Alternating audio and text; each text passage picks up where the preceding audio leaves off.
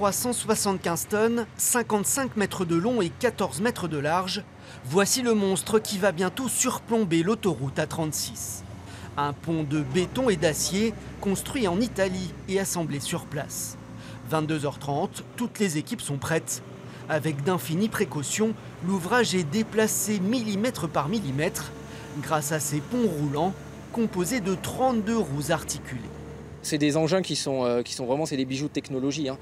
Faut imaginer, c'est tous des moteurs hydrauliques. Ils sont synchronisés ensemble et donc vous avez un opérateur qui a une télécommande. Ça se dirige presque comme une voiture téléguidée, sauf que c'est un peu plus massif comme engin et avec des possibilités de déplacement qui sont quasi infinies. Le pilote, le voici, concentré sur sa tâche. Sur la chaussée déserte, l'édifice métallique progresse.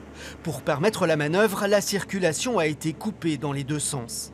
Avant de positionner la passerelle, il faut lui faire enjamber le terre-plein central. Une étape décisive dans le réaménagement de l'échangeur de Sévenant qui reliera l'A36 à la nationale 1019.